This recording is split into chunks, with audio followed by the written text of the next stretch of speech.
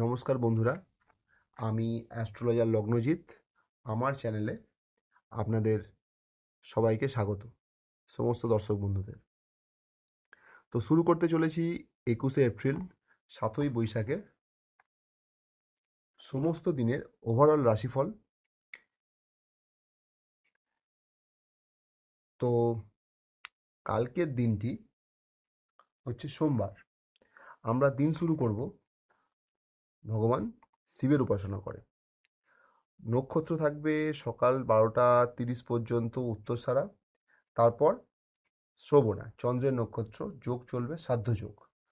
কোনো কিছু শেখার জন্য এই দিনটা কিন্তু ভালো দিন। তিথি চলবে কৃষ্ণপক্ষ অষ্টমী, এটাও ভালো বলা যেতে পারে। করণ চলবে বালব এবং কৌলভ করণ। এবার আমাদের ওভারঅল দিনটা কেমন যাবে প্রায় সবার জন্য। দেখুন, ব্যাপারটা হচ্ছে চন্দ্রের যেহেতু এখানে রবির নক্ষত্র থেকে সে নিজের নক্ষত্রে প্রবেশ করছে, এর প্রোজ অ্যান্ড কোনস দুটোই আছে। যেমন মন মানসিকতা আমাদের মোটামুটি ভালোই থাকবে, তবে আগের দিনের তুলনায় একটু মনের তেজ কম অনুভব করবেন রাজ্য সরকারি কর্মচারীদের। তবে কালকের দিনটি ভালো, তবে কালকে কোনো আজে বাজে কারণে মাথা গরম হওয়ার সম্ভাবনা থাকছে, সেটা সবাই বুঝে চলবেন। তবে বড় কিছু একটা করার প্ল্যান করতে পারেন। পড়াশোনায় একটা মনোযোগ আপনারা অনুভব করবেন। ঠাকুর দেবতায় ভক্তি বাড়ার একটা চান্স আছে। আর কালকের জন্য বেস্ট টাইম হচ্ছে সকাল 10টা 19 থেকে 12টা 51 পর্যন্ত। আর একটাও ভালো টাইম আছে 3:30 থেকে 5টা। এটা সবার জন্য ওভারঅল ভালো টাইম। আর খারাপ টাইম হচ্ছে সকাল 6টা 50 থেকে 8টা 25। এই টাইমটা দেখে ব্যবহার করবেন। আর যাতায়াতের জন্য 2টো 45 থেকে 3টে 22। এইটা দেখে শুনে, কোথাও যাওয়ার থাকলে দেখে শুনে টাইমটা ব্যবহার করবেন বা অ্যাভয়েড করার চেষ্টা করবেন।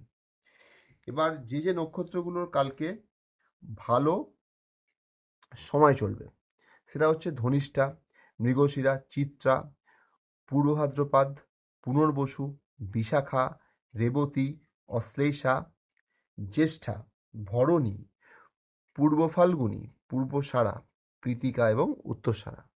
এবং যে নক্ষত্রগুলির ফল অ্যাভারেজ থাকবে শ্রবণা, রোহিণী এবং হস্তা। এবং যে নক্ষত্রগুলোর কালকে একটু চাপে থাকবে, নক্ষত্রগুলোর আর কি পজিশন, যে নক্ষত্রের জাতকরা, সেটা হচ্ছে শতভিষা, আদ্রা, সাথী, উত্তর ভাদ্রপদ, পুষ্যা, অনুরাধা, অশ্বিনী, মঘা এবং মূলা। কালকে পার্টিকুলারলি উত্তর ফাল্গুনী নক্ষত্রের জাতকরা একটু বুঝে শুনে চলবেন।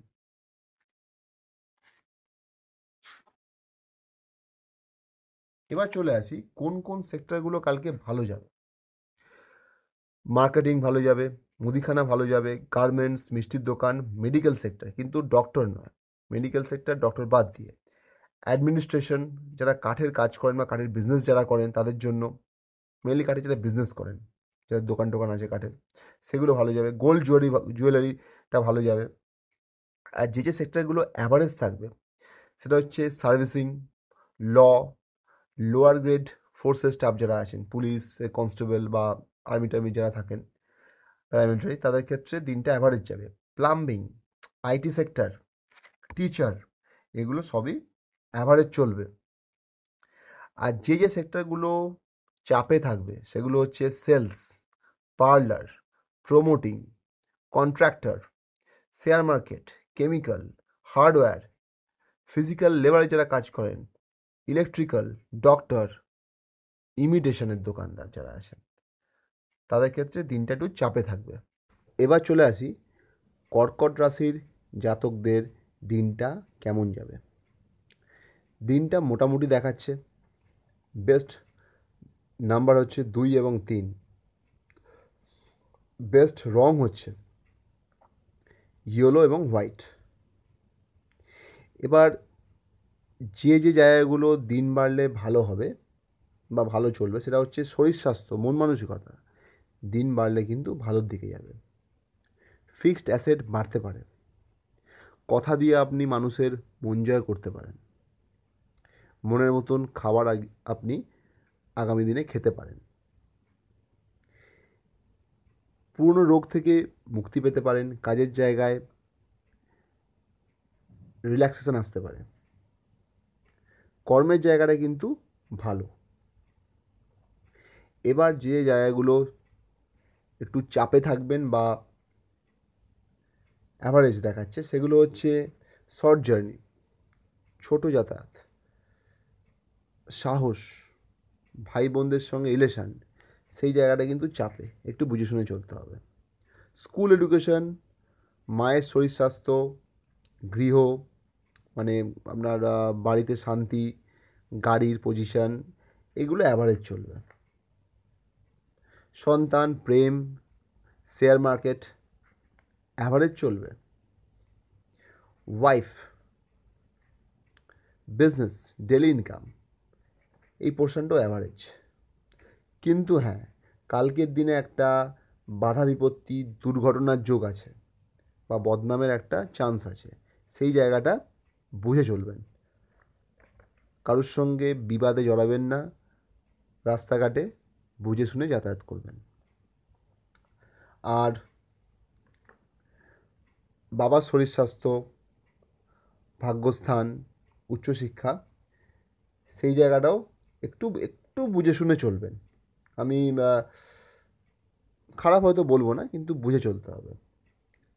সাকসেসের জায়গাটাও অ্যাভারেজ দেখাচ্ছে, কিন্তু হ্যাঁ, কিছু বাজে খরচা দেখাচ্ছে, সেইটা বুঝে চলবেন। আর কর্কট রাশির জাতকদের জন্য বেস্ট টাইম হচ্ছে বেলা 12:30 থেকে দুপুর 2:30।